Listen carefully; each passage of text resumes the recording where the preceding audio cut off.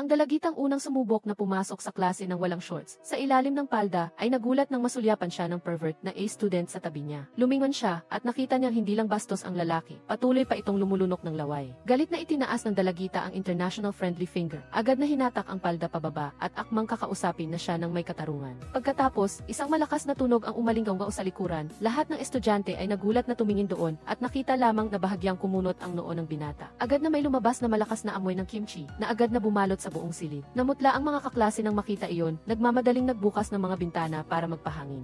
Hindi nila inaasahan na ang tanawin sa labas ng bintana ay magpapamangha sa kanila. Nakita lamang nila ang ilang sasakyang militar na biglang pumasok sa bakuran ng paaralan. Nang huminto ang sasakyan, mahigit 100 sundalo na may kumpletong kagamitan at armas ang mabilis na bumaba at pumila. Bukod pa rito, ang lahat ng kanilang ekspresyon ay lubhang seryoso. Ang masamang balita ay malapit na nilang sakupin ang buong paaralan. Ang magandang balita ay ang mga dumating ay hindi mga sundalong Amerikano na nakadestino sa South Korea. Kung hindi ay kawawa ang mga babaeng estudyante ng South Korea. Huwag mong sabihin darating sila para hulihin tayo. Anong nangyayari? Sigurado hindi naman tayo ang hulihin nila. Ang lahat ng estudyante ay nagbubulungan tungkol sa kung ano ang nangyari.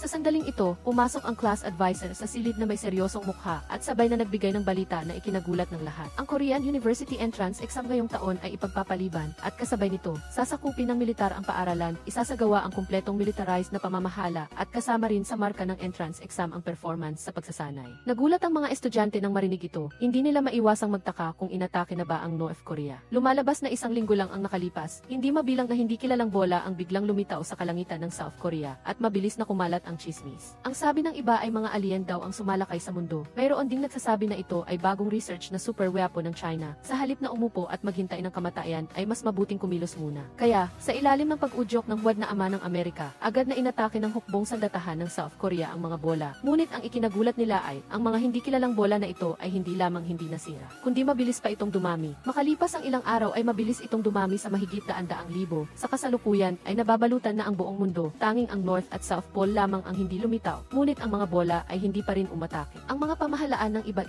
ibang bansa ay pinapakalma ang publiko. Ito ay isang kasinungalingan na ito ay isang magkasanib na eksperimento ng mga pandaigdigang siyentipiko. Ngunit isang araw lang ang nakalipas, ang unang globo ay biglang bumagsak sa teritoryo ng South Korea. Agad na nagpadala ang militar ng mga tropa upang harangan ang lugar at kasabay nito ay nagpadala ng mga Ryot Police upang malapitan itong obserbahan. Ang globo ay may kulay asul-lila at sa loob ay tila patuloy na gumagalaw. Mukhang maamo at walang senyales ng pag-atake. Ngunit ang sundalo ay mahilig kumain ng saging kaya patuloy niya itong binaril nang makitang walang epekto. Pagkatapos ay kinuha niya ang isang rocket. Ang mapanirang firepower ay nagpakalat ng alikabok sa lahat ng dako. Ngunit ang kakaiba ay ang alikabok ay hindi nawala. Sabay nito nagsimula na ring magbago ang nasa loob ng globo. Teka, ano ang sinabi? Ano iyon? Hindi mabilang na halimaw na may tentakle ang agad na lumabas mula sa loob ng globo. Ang bilis nila ay napakabilis. At ang mga tentacle ay maliksi at matalas na parang kutsilyo. Matapos magbayad ng malaking halaga ang militar, sa wakas ay nahuli nila ng buhay ang ilang halimaw na may tentacle para sa pag-aaral. Hindi sila takot sa mataas na temperatura o sa libu-libong boltahe ng kuryente kahit ang nakakalason na gas ay walang epekto. Ang ordinaryong bala ay pansamantala lamang na makapagpapabagal sa kanilang pagkilos. Sa huli ay nakabuo ang militar ng isang espesyal na bala na may mababang temperatura. Bagaman kaya nitong patayin ang mga halimaw na may tentacle,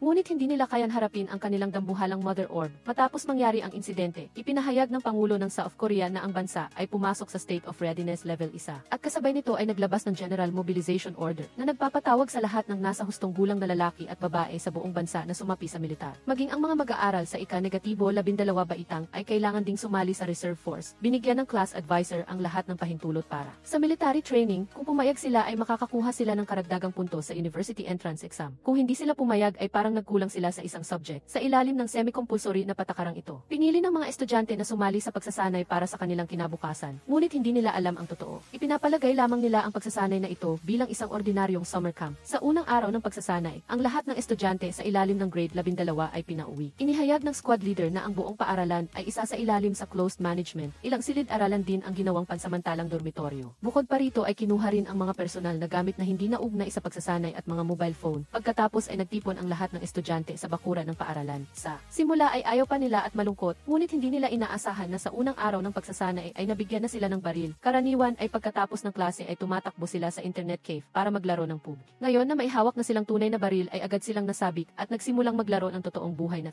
Subalit, ang naghihintay sa kanila ay mabilis na matinding pagsasanay. Pagsapit ng dilim ay pagod na pagod ang mga babaeng estudyante. Ang buo nilang katawan ay puno ng pawis at nakahandusay sa lupa, ni isang daliri ay hindi nila may usog. Ang mga lalaking estudyante naman ay kinuha ang lihim na nakatagong telepono sa kanilang katawan para magtipon at manood ng video. Ipinakita sa video ang militar ng South Korea na nililipol ang mga hayop sa zoo. Nang makita ito ni Kim Duk-joong, misteryoso siyang nagsabi, ayon sa dating kaugalian, sa unang yugto ng pagsiklab ng digmaan, uunahin ng gobyerno na patayin ang malalaking hayop na carnivore upang maiwasan ang mga hayop na hindi napapakain na tumakas at manakit ng tao. Kaya naman, may kinalaman din ito sa kanilang pagsasanay, malinaw na malapit na ang digmaan, nagkatinginan ang lahat ng seryoso matapos marinig ito. Sa sandaling ito ay biglang lumitaw si Lee Chun-ho, agad na nagsumbong ang academic ace. Sinabi niyang naaapektuhan nila ang kanyang pag-aaral, at palihim pa silang nagtatago ng mga telepono. Pagkatapos nito ay kinumpiska ang telepono ni Kwon In-ha. Sinabi rin ni Lee Chun-ho na magbabawas siya ng 3 puntos. At kapag nabawasan ng higit sa 30 puntos, ay kakanselahin ang kanilang kwalifikasyon sa university entrance exam. Ang insidenteng ito ay nagdulot din ng pagkaaway ng dalawa. Pinarusahan ni Lee Chun-ho ang dalawa na magkasamang magbuhat ng maruming tubig. At sa gitna ng daan ay nagsimula na naman silang mag-away. Pareho silang nagbatakan ng kwelyo at gustong mag-away. Mabilis na lumapit ang mga kaklase na dumadaan upang awatin sila. Hindi inaasahan na sa sandaling ito ay may mangyayaring insidente. Biglang nahulog ang bola ng laman mula sa langit. 3 tao ang natigilan sa tanawing ito. Ngunit nang makita nilang walang reaksyon ang bola ng laman, iniisip nilang i-post ito sa TikTok. Baka sakaling dumami ang kanilang followers. Nang hawakan niya ang kanyang bulsa, naalala niyang nakumpiska na pala ang kanyang telepono kanina. Agad na nagalit si Kwon In-ha. Hindi niya inintindi ang sitwasyon at diretsong itinulak ang honor student sa tabi ng bola ng laman. Gusto pa sanang tumayo ng honor student para mabawi ang kanyang dignidad. Ang resulta ay ang susunod na koneksyon ng bola ng laman ay nagising na. Mabilis na nabalot ang honor student at naging isang higanteng hugis taong lumpia. Nang sumunod na sandali ay hinila siya papasok sa bola ng laman at tuluyang nilamon. Natakot si Kwon In-ha sa tanawing ito, kaya napaupo siya sa lupa. Hindi matanggap ni Chae-eo ang katotohanan ng pagkawala ng kanyang kaibigan. Naglakas loob pa siyang lumapit. Sa kabutihang palad ay dumating si Lee Chun-ho sa tamang panahon para iligtas siya. Upang maiwasan ang pagkalat ng takot, tanging kay class advisor lang nasabi ni Lee Chun-ho ang nangyari. At hiniling din niya na gawin ng guro ang psychological counseling sa 2 estudyante. Nang marinig ito ay labis na nag-alala ang class advisor. Inakala niyang dapat dalhin ang mga estudyante sa isang ligtas na lugar, ngunit ngayon ay pinamamahalaan na ng militar ang paaralan. Binalaan siya ni Lee Chun-ho. Bawat kilos ay kailangang sumunod sa utos na nakatataas, kung hindi ay parurusahan ayon sa batas militar. Walang magawa ang class advisor, kundi patakbong aliwin sina Kwon In-ha at Chae-eo. Ngunit ang dalawa ay natakot at tulala. Nakaharap sa tanong ngunit hindi sila makapagsalita. Ngunit ipinangako pa rin nilang hindi nila sasabihin sa labas ang nangyari ngayon. Kinabukasan, naiulat sa balita na mahigit 30 pang insidente ng pagbagsak ng bola ng laman ang naganap sa iba't ibang panig ng mundo. Labis na kinabahan ang mga opisyal ng paaralan dahil dito. Hiniling nila sa mga pinuno ng grupo na bilisan ang pagpapatakbo ng pagsasanay. Kailangan ng magsagawa ng pagsasanay gamit ang totoong bala sa lalong madaling panahon, kaya sa loob ng sumunod na ilang araw, ganap na sumunod ang mga estudyante sa pamantayan ng mga aktibong sundalo upang magsagawa ng iba't ibang taktikal na kilos at pagsasanay sa pagkakabit at pagtangga ng armas. Pagkaraan ng ilang araw, ang mga klase ay nahati sa mga squad at sunod-sunod silang pumunta sa firing range sa labas ng paaralan para mag-practice. Ngunit ang lubos na ikinagulat nila ay ang mga dating abalang kalye ay wala ng katao-tao ngayon. Maging ang huni ng mga ibon ay wala, malinaw na lubhang abnormal, at hindi kalayuan sa kanilang nilalakaran, may isang hugis bola na bagay na bumabagsak sa isang malalim na hukay. Malapit na itong maglabas ng hindi mabilang na halimaw na may tentacle. Hindi nagtagal ay dumating ang mga estudyante sa firing range. Sa unang pagkakataon na marinig ang tunog ng putok ng baril ay natakot at sumigaw ang lahat ng estudyante. Datapwat, ang takot ay mabilis na napalitan ng pananabik sa paggamit ng totoong sandata. Si Chae-eo ay patuloy na nanginginig ang mga kamay dahil sa malakas na pagtama. Hindi niya maiwasang alalahanin ang trahedya ng pagkamatay ng kanyang kaibigan ilang araw na ang nakalipas. Sa sandaling ito ay lumapit ang klase ng bele para magtanong tungkol sa kanyang sitwasyon. Agad na parang namulaklak ang puso ni Chae-eo. Sinabi pa niya sa klase ng bele ang tungkol sa diskarte sa paggamit ng baril. Pinapaalalahanan siyang bigyang pansin ang pagtama. Ang resulta ay naparusahan siya dahil hindi niya naabot ang pamantayan, habang ang klase ng bele naman ay tumama sa gitna. Sa daan pabalik sa paaralan ay biglang may napansin si Lee Chun-ho na kakaiba dahil biglang lumitaw ang maraming bakas ng bala sa magkabilang gilid ng kalsada. Mabilis siyang nag-utos na huminto. At kasabay nito ay binigyan ang lahat ng 0 minutong pahinga sa lugar. Ngunit nang umupo ang mga estudyante ay nakakita sila ng maraming basyo ng bala sa lupa. Ipinatawag ni Lee Chun-ho ang mga tagapagsanay para magpulong. Isa-isa nilang sinuri ang mga bala at kinarga ang mga baril. Pagkatapos ay naghiwalay sila para magsagawa ng reconnaissance. Ngunit kasabay nito ay nagsimula na namang magulo ang 2 estudyante. Naisip nilang wala namang tao sa mga tindahan. Kaya palihim na umalis ang dalawa at napansin din ito ni Hae-ong-su sa tabi. Mabilis na nakahanap ang dalawa ng isang maliit na supermarket. Walang pakialam silang nagsimulang kumain at uminom ng gusto. Hindi lamang ayaw magbayad, kundi nagpatong pa ng mata sa pera sa cashier. Sa pagkakataong ito ay natuklasan din ng guro na nawawala ang dalawa. Upang matiyak ang kaligtasan ng mga estudyante, iniulat niya ang sitwasyon sa military instructor na nagbabantay sa lugar. Walang magawa ang military instructor kundi lumabas para hanapin sila. Iniiwan ang mga estudyante na maghintay lamang. Kasabay nito ay natuklasan ni Lee Chan-ho ang isang malalim na hukay sa malapit. At ang malaking bola ng laman ay malapit ng magising sa loob. Sa sandaling ito ay sinabi ni Hae-ong-soo. Siguro na ang dalawa ay pumunta sa grocery store. Nang marinig ito ay inalis ng guro ang class president. Sinuri ng dalawa at sa sandaling ito ay natuklasan ng class president ang isang baril sa gilid ng kalsada. Akala niya ay nakalimutan lamang ito ng kanyang kaklase. Ang resulta ay natuklasan nila ang isang kakilakilabot na tanawin. Agad siyang natakot at napaupo sa lupa. Isang grupo ng mga estudyante ang nakarinig ng sigaw at nagunahan din sa pagtakbo. At ang tanawin sa harapan nila ay nakapagpatakot sa lahat. Sa unahan ng kanilang posisyon ay may nakakalat pang mga bakas ng dugo. Malinaw na may masamang nangyari, instinct na gustong lumapit ng class advisor para suriin. Natakot si Chae-yo sa panganib at mabilis siyang hinila pabalik. Ngunit sinabi ng class advisor na kailangan niyang tiyakin ang kaligtasan ng lahat. Walang magawa si Chae-yo kundi sumigaw ng malakas. Ikinuwento niya ang tungkol sa pagbagsak ng globo. Noong gabing iyon, agad na natigilan ang mga estudyante nang marinig ito. Ngunit hindi pa sila nakakapag-react. Mabilis kayong tumakbo, ang tanawin sa harapan ay parang impyerno sa lupa. Ang mga sirang katawan ay nakakalat sa buong kalye. Isang grupo ng mga halimaw na may tentacle ang mabilis ding lumitaw. Kinuha ng class advisor ang baril at kinalabit ito. Mabilis ding tumakbo si Lee Chan-ho na malapit doon nang marinig ang putok ng baril. Patuloy na kinalabit ng class advisor ang baril, ngunit napakarami ng mga halimaw na may tentacle. Sa huli ay naubusan ng bala, lumingon siya upang sabihan ang mga estudyante na tumakbo, ngunit hindi siya makapagsalita. Ito ang unang pagkakataon na direktang hinarap ng mga estudyante ang kamatayan. Bukod pa rito ang namatay ay ang kanilang pinakamamahal na class advisor. Lahat sila ay natakot na parang nawala ng ulira.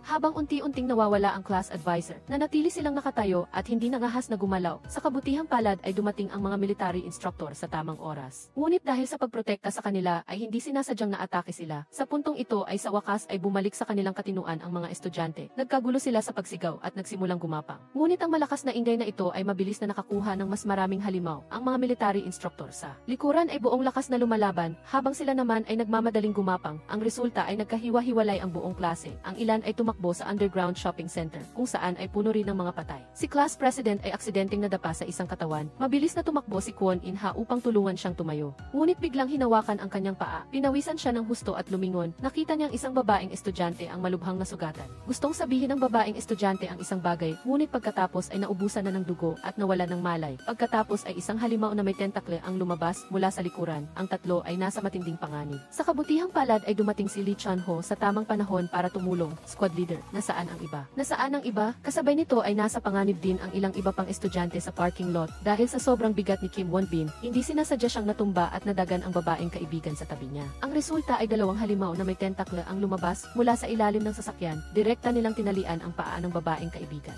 Nang makita ito ng ibang estudyante ay mabilis nilang hinila ang kanilang kaibigan. Ngunit napakalakas ng halimaw na may tentacle. Hindi ito kayang hilahin pabalik ng 4 bawas 5 tao na magkasama. Sa kabutihang palad ay dumating si Kim Won-bin sa tamang oras. Mabilis na tumakbo sa kabilang panig. Kasabay nito, si Seo Yeon ang huling nakababa sa shopping center. Mabilis niyang isinara ang pinto at pagkatapos ay ginamit ang mga damit at mop para harangan ang pinto. Sa gayo nahadlangan ang halimaw na may tentacle. Ngunit ang mga estudyante na nasa labas ay hindi ganoon kaswerte. Si Hana habang tumatakbo ay hindi sinasadyang nahuli ng halimaw. Sa kritikal na sandali, sa kabutihang palad ay isang babaeng opisyal ang mabilis na kumilos para tumulong. Nakita niyang natatakot si Hana kaya nanigas siya sa takot. Agad siyang pinayuhan ng babaeng opisyal na kumalma. Ngunit biglang may halimaw na bumagsak mula sa langit. Hindi nakakilos ang babaeng guro at agad na naging ginto sa lugar. Sa wakas ay bumalik sa katinuan si Hana na nakahiga sa lupa nang makita ito. Dali-dali siyang tumayo at tumakbo. Hindi siya lumingon at sumiksik sa isang maliit na kotse at kinandado ang pinto ng kotse. Dalawang iba pang estudyante ang galit na kumakatok sa pinto ng kotse. Ngunit niyakap ni Hana ang kanyang ulo at ganap na hindi pinansin. Nang makitang papalapit na ang halimaw na may tentacle sa dalawa, wala silang nagawa kundi mabilis na tumakbo. Nilampasan ng halimaw na may tentacle si Hana at bumalik para habulin ang dalawang tumatakas. Sa gitna ng takot at kawalan ng pagtakas, dalawang tao ang nagmamadaling nagtago sa isang pampublikong telephone booth sa gilid ng kalsada. Ngunit dahil sa labis na kaba ay hindi sinasadyang napindot nila ang alarm button, agad na nagdulot ng malakas na ingay ang alarm. Na mabilis na nakaakit ng mas maraming tentacle monsters, ang dalawang tao ay nanginginig lamang na nagtago sa loob. Ngunit ang tentacle monsters ay walang balak na palampasin sila. Nabasag ang salamin. At gusto pa nga itong gamitin bilang isang puwersang pumasok. Ang kakayahan ni Lee Chan-ho sa paggamit ng baril ay kakaibang mahusay. Sa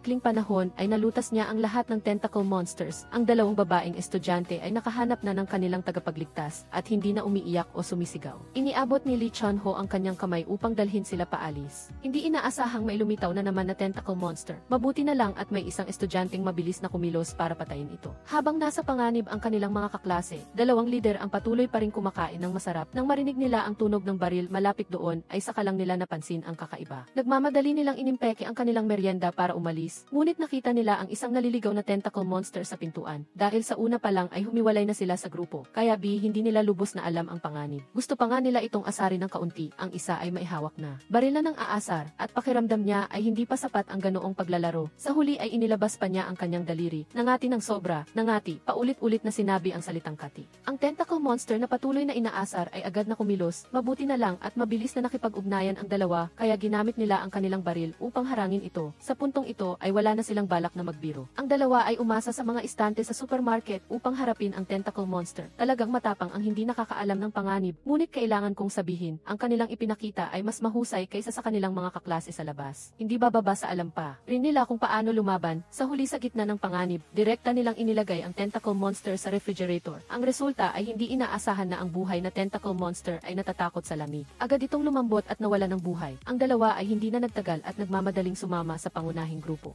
Ngunit ang mga estudyante sa parking lot ay hindi ganoon kaswerte. Ilang tao ang gustong tumakbo papasok ng sasakyan. Hindi inaasahang isang kaklase ang inatake ng tentacle monster. Ang iba ay naghanda para sa isang madugong labanan. Sa sandaling sumugod ang tentacle monster, agad nila itong ikinulong sa isang barel at dinala ang isang malaking sako ng buhangin upang ipatong dito. Nakita ng babaeng estudyante na halos hilahin na ang lalaking estudyante ng halimaw, kaya mabilis niya itong hinila pabalik. Pagkatapos ay agad na isinara ang pinto ng sasakyan. Masakit na umatras ang tentacle monster. Gusto ng lahat na umalis ng magkasama. Ngunit kapag binitawan nila, ang tentacle monster ay sisirain ang lupa at lalabas. Nang makita ang mapanganib na sitwasyon, nagmamadaling inihagis ng lalaking estudyante ang baril sa iba, ngunit nag-alinlangan sila. Bilang resulta, sa susunod na sandali ay nabalot ang kaklase ng halimaw. Nakita ng dalawang lalaki ang nangyari kaya nag-alinlangan silang kumilos, tanging si Bora lang, na hindi nakasuot ng protective pants, ang kalmadong nagtaas ng baril. Ngayon ay tila ang dalawang pinakamagaling na estudyante sa klase ay ang dalawang babaeng ito, sina Bora at ang beauty queen na si Nasa. Matapos malutas ang panganib, matagumpay na nagkaisa muli ang mga estudyante. Sa biglaang labanang ito ay mayroong dalawang kaklase na namatay, kasama pa ang kanilang guro sa klase na nagbuwis ng buhay upang protektahan sila, at ang mga militar na guro na namatay sa labanan, masasabing napakalaki ng kanilang mga nawala. Unti-unting kumalma ang lahat mula sa kanilang paunang pagkabahala. Lahat sila ay lubos na nalulungkot, ngayon na nakipag-ugnayan na rin sila sa katotohanan. Ibinigay na rin ni Lee Chun-ho ang mga armas sa lahat. Kasabay nito ay sinabi niya sa kanila ang tungkol sa pag-invade ng mga tentacle monster sa sangkatauhan. Ito ang dahilan kung bakit kailangan nilang magsanay. Habang nagsasalita si Lee Chun-ho, mayroong ingay sa malapit. Mabilis na sinenyasan ni Lee Chun-ho ang lahat na tumahimik, pagkatapos ay dahan-dahang inakay ang lahat papunta sa kanto. Iniutos niya sa lahat na maghanda para sa pagpapaputok, pagkatapos ay inalis niya ang kanyang helmet at inihagis ito sa lupa sa kanto. Naghintay sila na lumitaw ang mga tentacle monster upang patayin ang mga ito. Ang lahat ay seryosong naghintay. Sa sandaling ito ay lumitaw ang isang anino.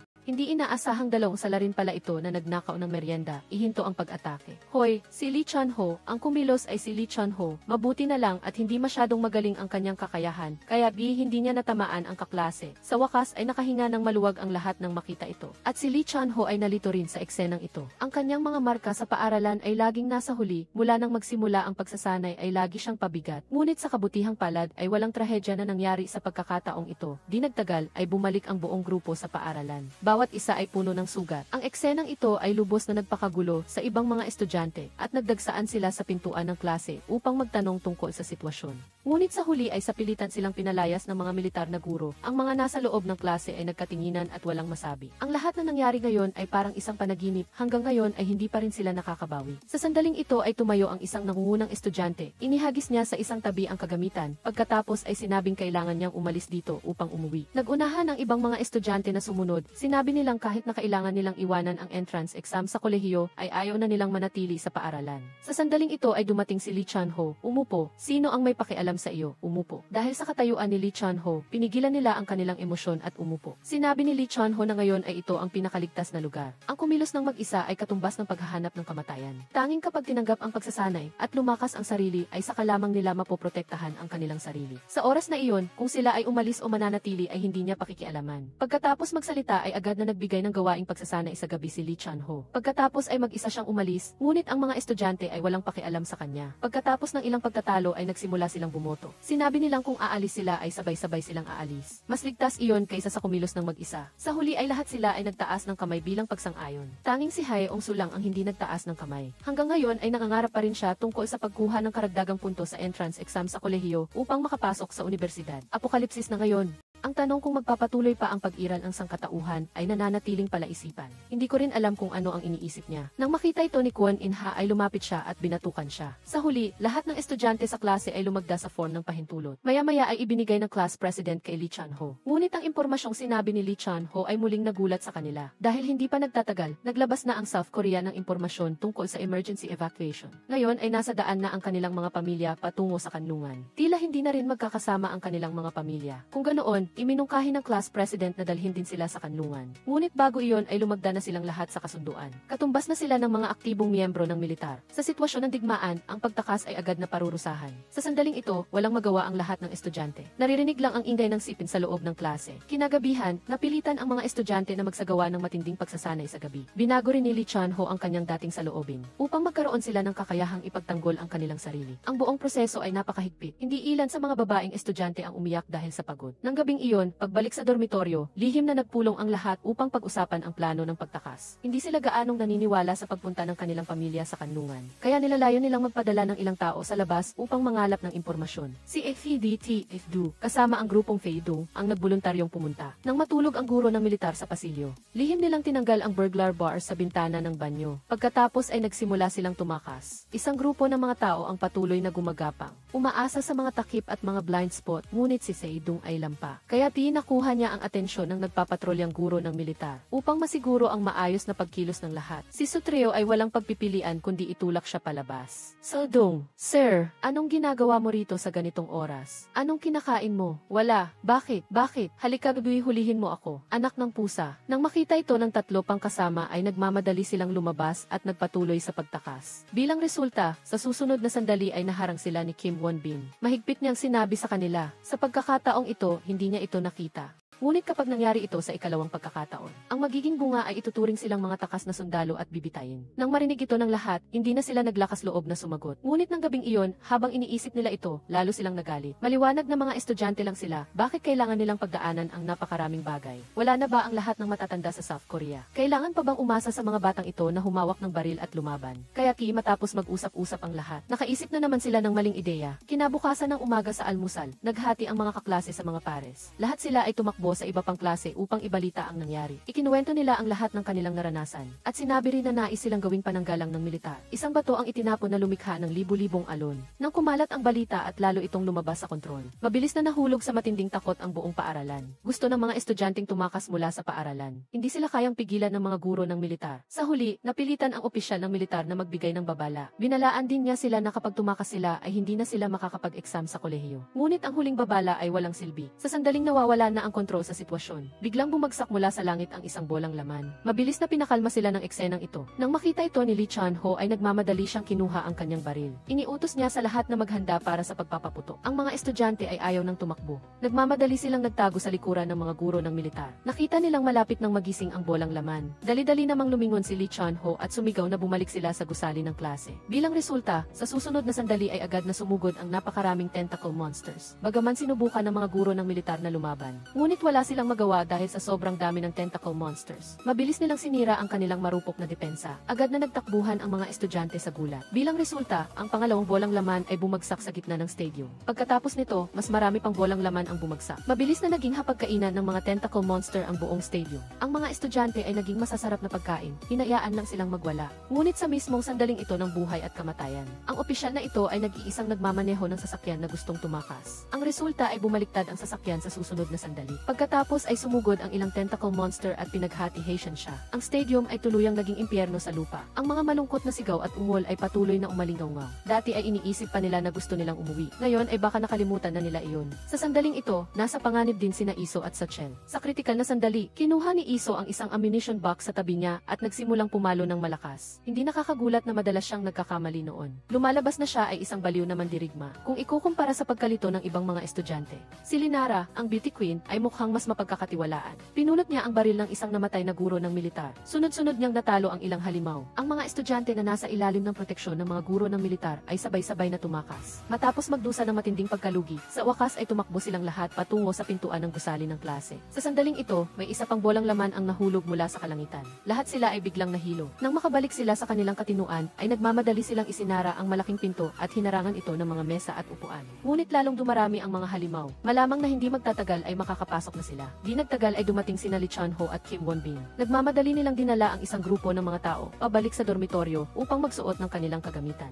Lahat ay kumuha ng baril at nag-armas. Pagkatapos ay mabilis na nagsimulang lumikas. Ngayon ay tahimik na ang buong paaralan. Puno ng halimaw ang lahat ng dako. Tanging ang kalat-kalat na tunog ng putok mula sa malayo ang patuloy na lumalaban ng husto. Sina Lee Chun-ho at Kim Won-bin, kasama si Linara at ilang iba pa, ang nanguna upang maghanda ng daan. Matapos makumpirma ang kaligtasan, ang ibang mga estudyante ay nagmamadaling tumakbo papunta sa sasakyan. Sa sandaling ito, biglang bumagsak ang isang armadong helicopter. Ang eksenang ito ang naging huling patak ng pasensya. Ayaw kong umalis, gusto kong hanapin ang nanay ko. Dali, sumakay na. Nang makita nilang ayaw pa rin niyang sumakay sa sasakyan, lahat ng kaklase ay nainip. Napilitan si Kim Won-bin na utusan ang class vice president at ang iba pa napilitin siyang sumakay sa sasakyan. Sa mismong sandaling ito, sa gilid ay lumitaw ang ilang tentacle monster. Gusto ni Iso na magpaputok, ngunit sa gitna ng panik ay nakalimutan niyang buksan ang safety latch. Sa kabutihang palad, mabilis na nakatugon si Linara na nasa tabi niya. Mabilis na hinila ng ilang tao ang natatakot na babaeng estudyante na nangangati ang katawan papunta sa sasakyan. Ngunit hindi sinasadyang nabitin ang kanyang paa. Sa kritikal na sandali ay wala nang pakialam ang lahat sa kanya. Nagsimula nang umandar ang sasakyan. Ang babaeng estudyante na kanina ay humihingi pa ng kanyang ina ay biglang nagpakita ng matinding pagnanais na mabuhay. Ngunit hindi na magiging pabor ang langit sa mga taong nag-aaksaya ng pangalawang pagkakataon. Agad pagkatapos nito ay naging biktima siya ng halimaw. Ang mga kaklase ay walang magawa kundi panoorin siyang kinakain ng halimaw. Sa oras na ito, ang paaralan ay lubos ng sinakop. Ang mga estudyante ay sunod-sunod ding sumakay sa dalawang evacuation truck. Kasabay nito, ang mundo sa labas ng paaralan ay naging isang impyerno sa lupa. Ang mga bolang laman sa kalangitan ay patuloy na bumabagsak. Ang buong lungsod ay lubusang bumagsak din pagkaraan ng ilang oras. Sa wakas ay umalis ang mga truck sa lungsod. Kitang-kita ng mga mata, ang mga bolang laman sa labas ng lungsod ay mas kakaunti na. Tila ang mga halimaw na ito ay pumipili sa kanilang pagsako. Pansamantalang nakatakas ang mga estudyante sa panganib. Ngunit walang sinuman ang nagsalita. Biglang naging nakakatakot ang katahimikan. Ngunit hindi nila napansin na isang tentacle monster ang lihim na gumagapang sa tuktok ng truck. Biglang bumaligtad ang truck paglabas pa lang ng tunel. Nagkagulo ang mga estudyante. Sa huli, bagaman napatay ang tentacle monster, ngunit ubos na ang lahat ng bala. Bukod pa rito, nasugatan na si So-hyun bago pa man. Sa pagkakataong ito, lumala pa ang kanyang sugat dahil sa pagbaliktad ng sasakyan. Sa sandaling hindi alam ng lahat ang gagawin, biglang sumigaw si Bora. Nagmamadaling lumapit ang kaklase upang suriin. Lumalabas na kaunting sugat lang pala. Hindi ka ba natatakot na makaakit ng halimaw sa ganyang pagkabigla? Mula ngayon, tawagin na lang natin siyang batang nakakapit sa ina. Dahil sa biglaang pag-atake ng tentacle monster, ang dalawang guro ng militar na nagmamaneho ay namatay agad. Nagsimulang suriin ng lahat ang mga sandata at bala. Nalaman nilang halos maubos na ang lahat ng bala. Si So-hyun ay simpleng binandahan ngunit nilalagnat siya ng mataas. Wala silang bala ngayon at wala ring pagkain. Nasira ang sasakyan at may nasugatan pa. Imposibleng makarating sa itinalagang lugar ng pagtitipon na 20 kilometro ang layo sa tamang oras. Pagkatapos ng pag-uusap ng ilang kalalakihan, nagpasya silang hindi maaaring umupo at maghintay ng kamatayan. Kailangan nilang pumunta sa kalapit na nayon upang humanap ng pagkain at gamot muna. Sa ganoong paraan lamang magkakaroon ng pagkakataong mabuhay si So-hyun. Upang hindi madamay ang lahat, kusang loob na tumayo si So-hyun upang sumama. Ngunit si Bora, na may kaunting galos lamang, ay nanatili sa lupa at hindi gumagalaw. Sinabi niya na sobrang sakit niya at hindi talaga makalakad. Ngunit ang pagiging malambing ay dapat ding malaman kung paano makilala ang sitwasyon. Ang eksenang ito ay nagdulot ng kawalang kasiyahan sa maraming kaklase. Ngunit mula pa noon, hindi nawawala ang mga mapagpaimbabaw na tao. Gustong gawing madali ang kanilang sarili. Isang lalaking kaklase ang direktang binuhat siya. Nang makita ito ng lahat ay nagsimula silang kumilos. Sa sandaling ito ay tila biglang may naisip si Sutreo. Bumalik siya at pumulot ng bato at gumuhit ng palaso sa truck upang matuklasan ito ni Lee Chun-ho sa ibang pagkakataon at magbigay ng tulong. Kasabay nito, sa kabilang banda, si Lee Chun-ho ay nagmaneho ng sasakyan na nagdadala ng mga estudyante sa base. Ngunit pagdating pa lang nila ay nalaman na nila. Ang sasakyan numero 1 ay umalis na ng mas maaga, ngunit hindi pa rin dumarating. Ang sitwasyon sa base ay napakasama rin. Maraming tao ang hindi nakaligtas iligtas sa daan ng paglikas. Puno ng katawan ng estudyante at sundalo ang lahat ng dako. Naghintay ang lahat sa tolda para bumalik ang ibang mga estudyante. Ngunit lumipas ang ilang oras ay hindi pa rin sila nakakabalik. Napansin din ni Lee Chan-ho na may mali. Sinabi niya sa kanila na pansamantalang sundin ang utos ni Kim Won-bin. Pagkatapos ay hinanap niya ang commander ng base upang humiling na lumabas at hanapin ang mga bata. Ngunit sinabi ng commander na maraming estudyante ang hindi nakatakas. Hindi na kailangan pang ipagsapalaran ang buhay para sa ilang iyon. Paulit-ulit na humingi ng permiso si Lee Chan-ho ngunit tinanggihan pa rin ng commander. Wala siyang magawa kundi lumapit kay Kim Won-bin para humingi ng tulong dahil mas malapit siya sa mga tao sa base. Narinig ito ni Kim Won-bin at agad na lumapit upang makipagkilala. Ngunit palihim niyang kinuha ang susi ng truck. Subalit habang nag-uusap ang dalawa, palaging nagtatago at palihim na nakatingin si Dudok Joong sa tabi. Sa huli, isinaysay niya ang sitwasyon sa kanyang mga kaklase. Inakala ng lahat na hinahanap ni Lee Chan-ho ang iba pang kaklase. Kaya nagpa siya silang aktibong tumulong. Maging si Chae-yo ay sumang-ayon. Tanging si Hae-ong-su lang ang tumutol. Sinabi pa niya na ang paggawa nito ay paglabag sa disiplina ng militar. Tiyak na parusahan sila ng bawas na puntos. Bukod pa rito, maaaring makaapekto pa ito sa pagsusulit sa kolehiyo. Nang marinig ito, gusto lang sapakin ni Kwon In-ha si Hae-ong-su. Kung ayaw mong pumunta, huwag kang pumunta. Kung tutuusin, kalayaan mo ang gumawa o mag-isip ng anumang gusto mo. Ngunit ang pagpigil sa iba na iligtas ang tao ay isang purong pagkasira ng moralidad. Nang makita ito ng lahat, ayaw na rin nilang magsalita pa. Iniwan na lang nila si Dudok Joong at umalis. Hanggang sa gitna ng daan, narinig ni Lee Chan-ho ang sigaw ng sakit. Nagmamadali siyang huminto para tingnan ang sitwasyon. Ang resulta ay natuklasan niyang nakasunod din pala sila. Anong nangyari sa inyo? Hindi ba si Lee Chan-ho ang gustong humanap ng ibang kaklase? Hahanapin ko sila. Bumalik na kayo. Alam ba ninyo kung ano ang kahihinatnan kung matuklasan kayo? Malamang ay mabawasan sila ng puntos. Pero paano ang platoon leader? Hoy, Dudok Joong, ano ang karaniwang kinahahantungan ng ganitong sitwasyon? Malamang ay parusahan sila bilang taksil. Humayo na kayo. Huli na kung babalik pa sila ngayon. Kasabay nito, natuklasan din sa wakas ng nawawalang platoon ang isang gilid ng sasakyan sa tabi ng kalsada. Ibinalik muna nila si Seo Yeon upang magpahinga. Pagkatapos ay naghiwa-hiwalay sila upang maghanap ng pagkain at gamot. Dahil gilid ng sasakyan ito, halos puro kagamitan at kung ano-anong bagay ang narito. Bukod pa rito, nakakita rin sila ng kaunting likidong nitrogen. Malinaw na magagamit ito laban sa mga halimaw na may tentacle na takot sa lamig. Ngunit hindi nila ito gaanong binigyan ng pansin. Natuklasan ng babaeng nakasalamin sa kabilang panig ang isang pakete ng noodles. Sa sandaling iyon, lumapit ang isang kaklase at tinanong kung ano ang nakita niya. Ngunit labis na makasariling sinabi ng babaeng nakasalamin na wala siyang nakita. Sa huli, pagkatapos maghanap sa paligid, wala silang nakitang anumang makakain. Nagtipon ang lahat na may malungkot na mukha. Sa sandaling iyon, ang babaeng nakasalamin ay nagkunwari na gustong lumabas para umihi. Nakahanap siya ng lugar na walang tao at palihim na kinuha ang noodles. Tama, kahit hatiin pa ang pagkain, hindi pa rin sila mabubuso. Mas mainam na isang tao lang ang kumain hanggang mabuso. Magsisimula na akong kumain. Ang mga lalaki ay nakahanap ng isang tarpaulin at dalawang stick. Nagpa siya silang gumawa ng simpleng stretcher. Habang hindi pa sila namamatay sa gutom, binuhat nila si Sohyon na sugatan at naglakad pabalik sa base. Hindi nagtagal, sa wakas ay nabusog din ang babaeng nakasalamin. Ngunit hindi niya kinaya ang bigat. Sumigaw siya ng malakas at tumakbo pabalik. Nagmamadaling sinimulan ng mga kaklase ang cover fire. Sa huli, nailigtas din nila siya sa loob ng bahay. Nagmamadaling naghanap ang lahat ng panakip sa malaking pinto. Nakahinga sila ng maluwag ng sandaling iyon. Ngunit nang makita ng halimaw na hindi ito makapasok, nakita nito ang tsimenya ng kusina at doon na lang pumasok sa loob ng bahay. Nang makita ito ng lahat, nagmamadali silang nahati sa dalawang grupo at nagtago sa loob ng bahay. Pagkatapos ay ginamit nila ang mga gamit upang takpan ang lahat ng pinto at bintana. Sa sandaling iyon, hindi na sa wakas makapasok ang halimaw na may tentacle. Hong Joon-hee, kumain ka ba ng noodles ngayon lang? Hindi pa nga ako nakakain ng kahit ano buong araw. Nababaliw ka na ba? Ikaw lang ba ang nagugutom ngayon? Hoy, nagtago ka para kumain mag-isa. Ikaw ang nagdala ng halimaw na iyon, di ba? Paumanhin. Nang makita ito ng lahat, labis silang nagalit. Ngunit wala na ring oras para makipagtalo tungkol dito ngayon. Paano sila makakatakas at makakahanap ng mas malaking grupo ang mahalaga? Pagkatapos ng panahong ito ng pakikipag-ugnayan, natuklasan nilang ang mga halimaw na may tentacle ay umaasa sa tunog para manghuli. Sa tuwing sumisigaw ang mga babae, palaging umaakit ito ng maraming halimaw. Kaya, sa pamamagitan lamang ng paglalagay ng pinagmula ng tunog na nakakaakit ng atensyon ng mga halimaw na may tentacle, maaari silang makatakas. Sa kabilang banda, lumalala ang kalagayan ni Sohyon.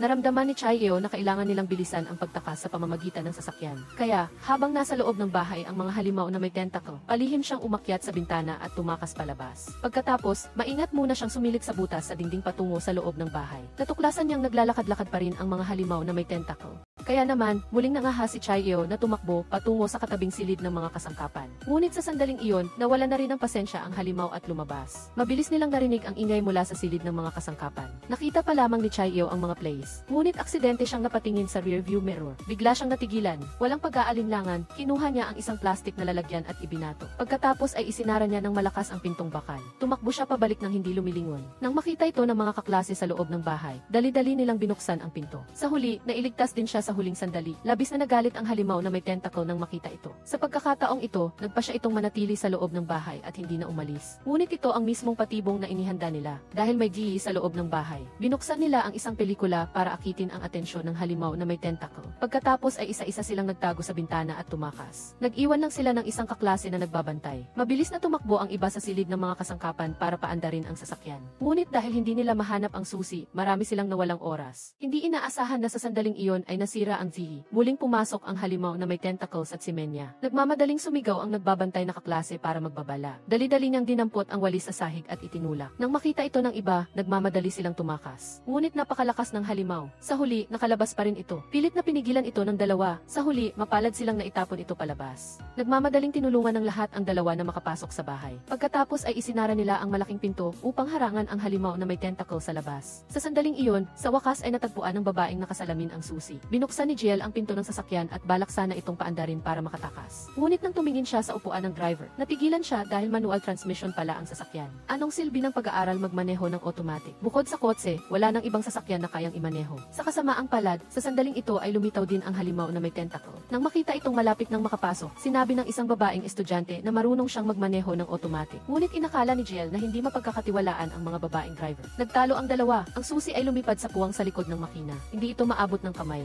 Sa sandaling iyon, natigilan ang lahat. Si Jiel, na dati nang naging dahilan ng kapahamakan ng lahat dahil sa pagkain ng patago, ay muling gumawa ng kaguluhan. Talagang nagdadala siya ng gulo. Nang makita ito ni Sohyon, hindi niya mapigilang sisihin ang sarili. Sinabi niyang siya ang nagdala ng kapahamakan sa lahat. Malapit na ring makapasok ang halimaw na may tentacle. Nakaisip ng paraan si Sohyon para makatakas. Iyon ay ang mag-iwan ng isang tao para akitin ang halimaw na may tentacle. Ang iba ay maaaring samantalahin ang pagkakataong tumakas. Sa huli, nagsagawa ng bunutan ang lahat. Kung sino ang makakakuha ng maikling straw, siya ang maiiwan. Malinaw na nakuha ni Jiel ang maikling straw, ngunit natakot siyang ilabas ito. Jiel, ikaw yata yan. Aalis na ako. Jiangsu, sa oras ng kapahamakan, mas lalong lumalabas ang tunay na ugali ng isang tao. Sa klase na ito, tanging si Yeongsu lamang ang tunay na lalaki. Dinampot ni Yeongsu ang lata ng langis at ang tungkod sa lupa. Pagkatapos ay sinabi niya sa iba na buksan ang malaking pinto. Nakita niyang malapit nang lumabas si Yeongsu, tiningnan ni Jiel ang maikling straw sa kanyang kamay. Ngunit hindi niya magawang magsalita. Pagkatapos lumabas ni Yeongsu, mabilis na isinara muli ng lahat ang pinto. Pagkaraan, sinimulan ni Yeongsu na katukin ang lata ng langis upang akitin ang atensyon ng halimaw na may tentacle. Pagkatapos ay inakit niya ang mga ito sa katabing silid. Sa sandaling ito, sa wakas ay matagumpay na nakuha ni Hong Junhee ang susi. Nagmamadali ang lahat na sumakay sa sasakyan at nagsimulang lumikas. Sa wakas, matagumpay na nakatakas ang buong grupo. Naiwan si Yeongsu na mag-isa sa bubong.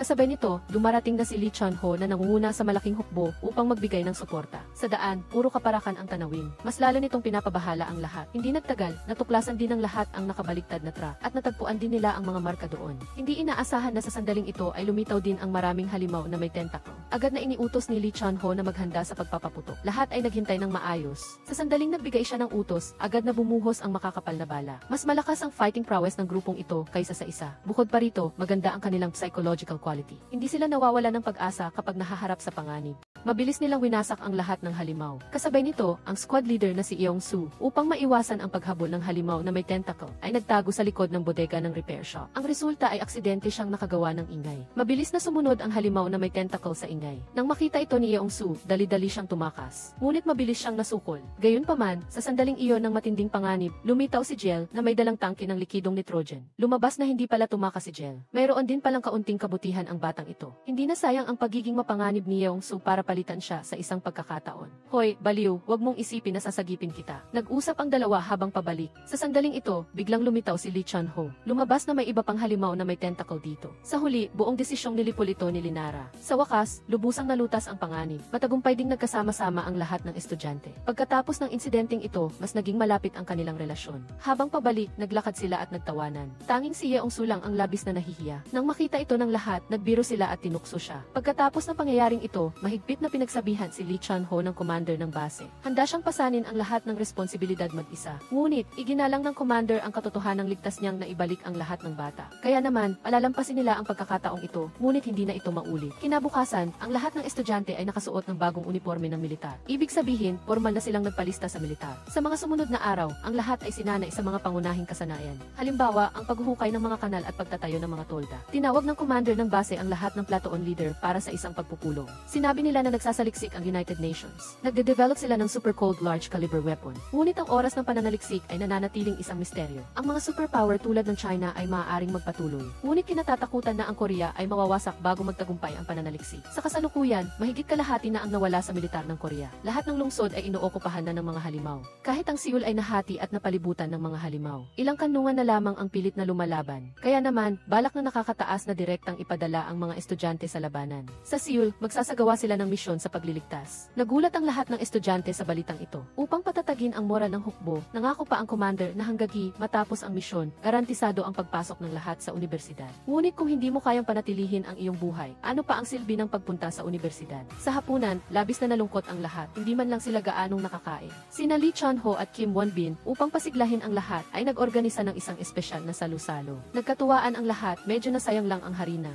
Iminungkahi kung manigarilyo ang isang tao. Hindi na kailangang dumating ang mga halimaw sa pintuan. Diretsyong lipulin na lang silang lahat dito sa bahay. Maaga kinabukasan, handa na ang lahat na umalis. Bago umalis, kumuha pa si Lee Chun-ho ng isang detection device. Sinabi niyang kaya nitong matukoy ang mga halimaw na may tentacle sa loob ng 1 kilometro. Sa ganitong paraan, malaki ang maitataas ang kaligtasan. Pagkatapos ay sumakay na ang grupo sa sasakyan at sinimulan ang mahirap na paglalakbay patungong Seoul. Ngunit dahil sa pagsalakay ng mga halimaw, karamihan sa mga kalsada ay malubhang nabara. Walang nagawa ang lahat kundi bumaba sa sasakyan at buksan ang daan. Hindi inaasahan na sa sandaling ito, biglang nag-alarma ang detection device. Natuklasan ang malaking bilang ng mga halimaw na may tentacle na 300 metro sa timog kanluran. Mukhang nagtatago sila sa mga gusali. Ginamit ni Lee Chun-ho ang mga senyas upang italaga ang mga gawain sa lahat. Pagkatapos, nahati ang lahat sa 3 grupo upang magbigay ng suporta. Napansin niya ang laro ang sasakyan sa lupa. Agad niyang binuksan ang switch at itinapon ito palabas. Ang intensyon ay akitin ang halimaw na may tentacle na lumabas ng kusa. Gaya ng inaasahan, walang tigil na lumabas ang maraming halimaw. Agad na iniutos ni Lee Chun-ho na magsimulang magpaputok. Agad na nagtamo ng matinding pagkalugi ang mga halimaw. Ngunit tila mayroon silang katalinuhan. Pagkatapos ng maraming beses na pakikipaglaban sa mga tao, alam nilang kung hindi sila makalaban, magtatago sila. Mabilis na naglaho ang malaking bilang ng mga halimaw ng walang bakas. Nang makita ito ni Lee Chun-ho, iniutos niya na hatiin ang grupo sa maliliit na pangkat upang pumasok sa loob ng bahay at lipulin ang mga ito. Ngunit mas naging matalino ang mga halimaw na may tentacle. Natutunan pa nila ang paraan ng sorpresang pag-atake. Ang kasanayan ni Linara ang pinakamahusay. Nakatayo siya sa mataas na punto upang magbigay ng fire support. Marami siyang nalutas na halimaw na gustong sumalakay ng palihim. Pinangunahan ni Kim Won-bin, sina Dudok Joong at ilan pa sa loob ng bahay upang maghanap. Ngunit bigla silang nakarinig ng kakaibang tunog. Nang makita ito, hindi siya nangahas na magpabaya, kaya sinabi niya kay Chayo na umakyat at buksan ang pinto. Samantalang itinaas niya ang kanyang baril upang magbigay ng cover. Ang resulta ay lubos na nakakagulat. Mayroong isang buhay na tao na nagtatago sa loob. Mukhang natakot siya hanggang sa mawala sa sarili. Bukod pa rito, malamang na siya ay isang grade 12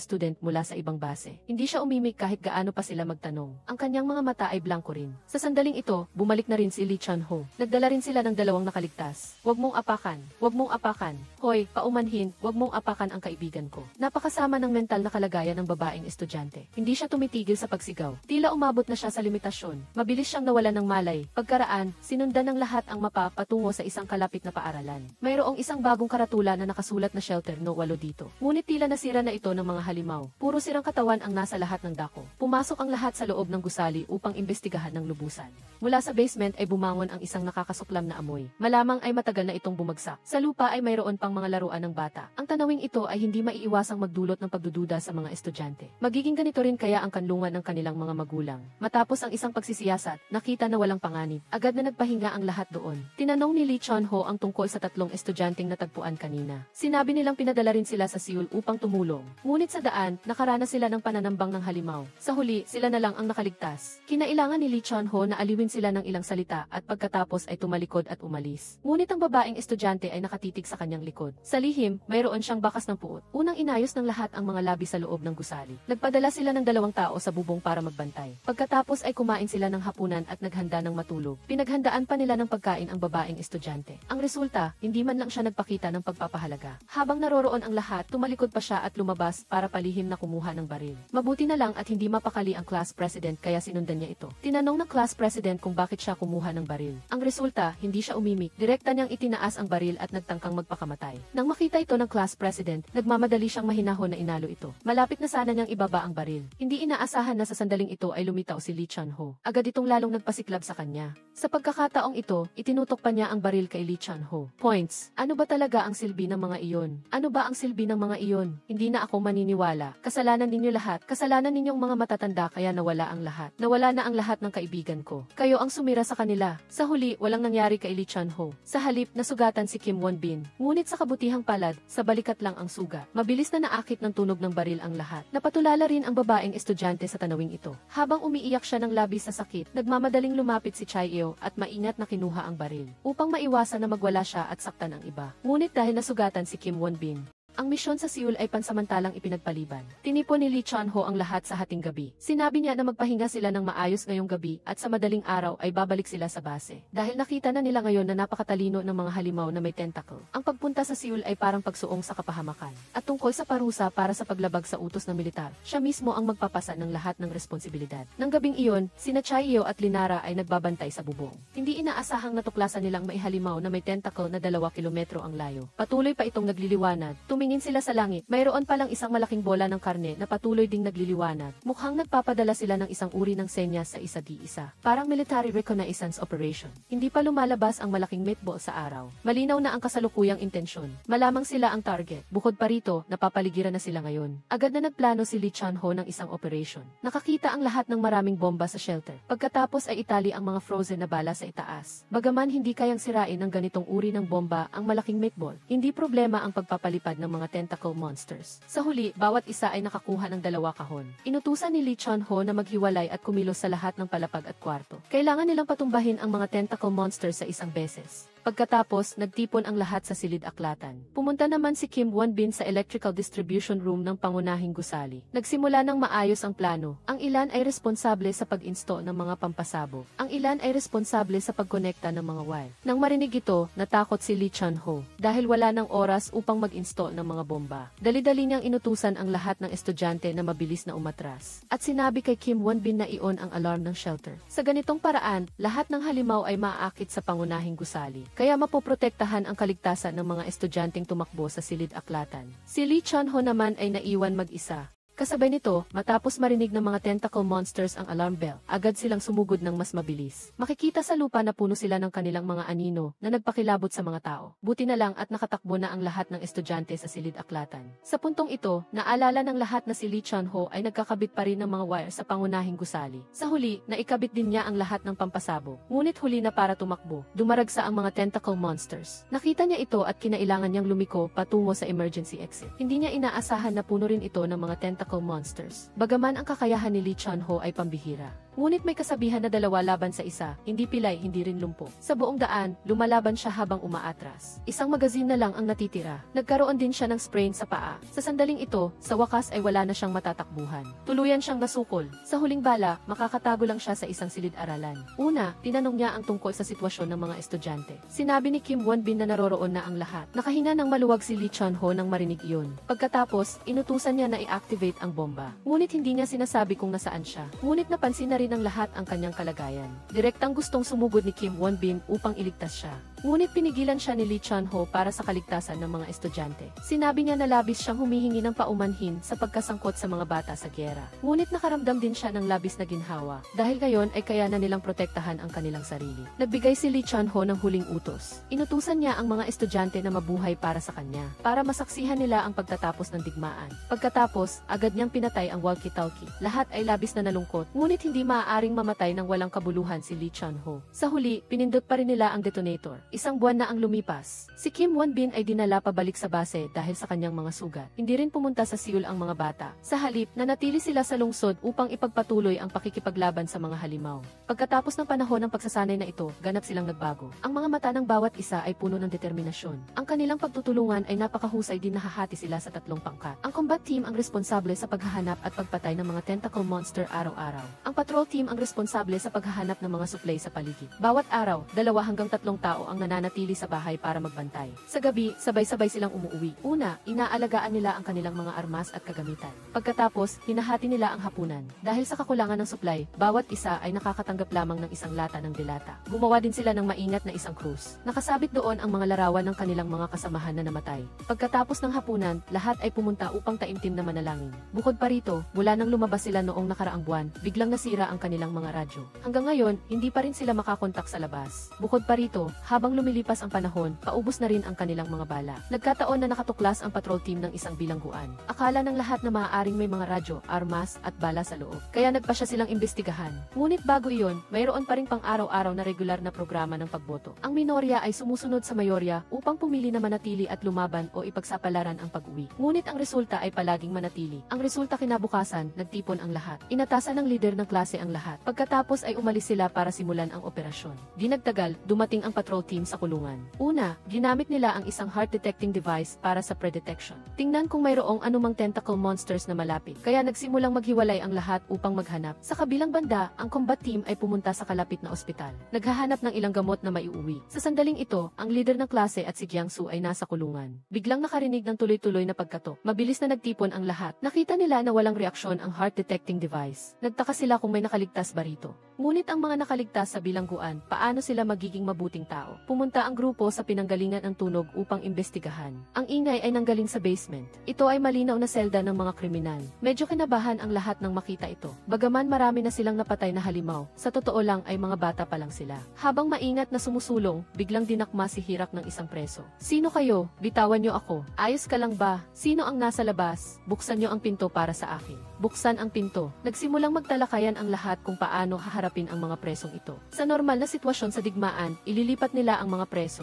Kinukuha lamang ang mga partikular na mapanganib na preso hanggang sa huli. Bukod pa rito, malinaw nilang nakita ang pulang AC card sa mga taong iyon. Iyon ang simbolo ng mga serial killer. Kaya, walang sinuman ang nagbalak na palayain sila. Sa sandaling ito, nagsimulang magmakaawa muli ang mga preso. Sinabi nilang hindi pa sila kumakain ng maraming araw. Kung palalayain sila, tiyak na susunod sila. Nang makita na walang reaksyon ang mga estudyante, agad na nainis ang mga taong ito. Sa huli, hindi pa rin sila naglakas loob na palayain sila. Nagbigay lamang ng kaunting pagkain. Tinanong ng preso kung bakit sila may hawak na baril. Nagduda ang mga preso kung sinalakay na ba sila ng North Korea. Maliwanag na hindi nila alam ang tungkol sa mga tentacle monsters. Nang makita ito ng mga estudyante, hindi na rin sila nag-abala pang magpaliwanag. Sa sandaling ito, biglang napansin ni Yiso ang isang kakaibang bilanggo. Nakahiga siya sa lupa at hindi gumagalaw. Hindi rin siya kumakain kahit bigyan ng pagkain. Tinawag siya ni Yiso ng ilang beses bago siya bumangon. Mukhang may sakit na siya. Humingi siya ng pabor kay Yiso. Sinabi niya na inosente siya. Mayroon siyang nakasulat na address. Napakatapat ng kanyang mga salita. Mabilis nitong kinilos ang inosenteng si Yiso. Sa huli, hindi na pinansin ng lahat ang mga bilanggo. Hayaan silang magmura habang umalis sila. Nagpasya pa rin silang hanapin muna ang radyo. Hihintayin nila ang gabi para pag-usapan ito sa lahat. Nagpatuloy ang lahat na maghiwalay at kumilos. Ngunit biglang inilabas ni Yiso ang larawan na iyon.